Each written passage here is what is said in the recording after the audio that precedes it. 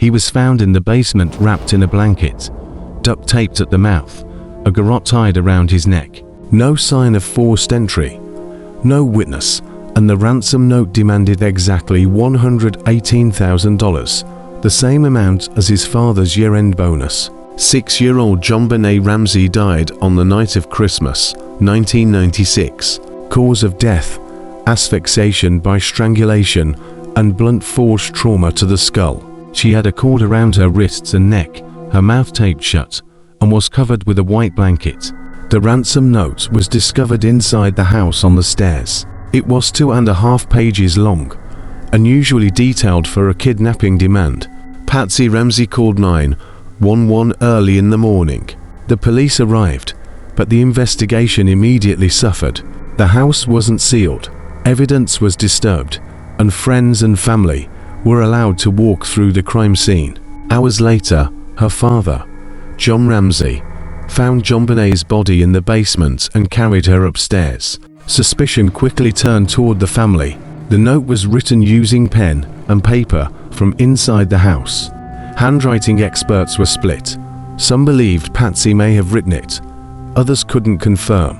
The amount, $118,000, was too specific, matching John Ramsey's bonus almost exactly. No signs of forced entry, no footprints in the snow.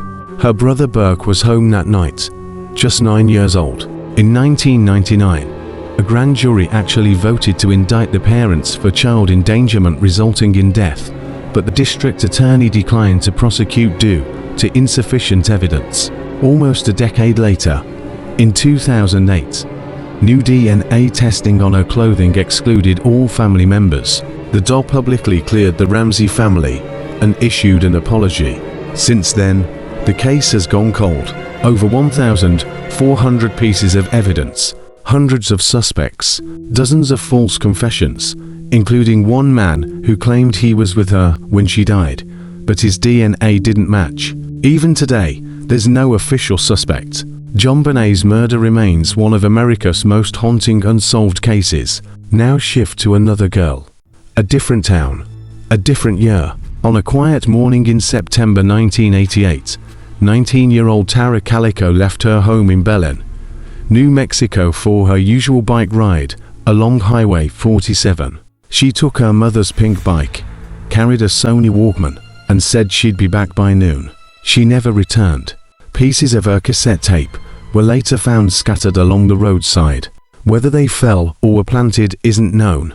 Witnesses reported seeing a suspicious light-colored pickup truck following her, possibly a 1950s model with a camper shell, but no solid leads emerged. Then, 10 months later, a disturbing Polaroid photo surfaced in a parking lot in Florida. It showed a teenage girl and a young boy, gagged and bound in the back of a van. Tara's mother believed it was her daughter. A book in the photo matched one Tara used to read. Scotland Yard even said the girl matched Tara's appearance, but FBI labs were inconclusive. Still, no arrest, no body, no trace. Years later, local law enforcement claimed they knew what happened. Two teenage boys hit Tara with their truck, panicked, and hid her body.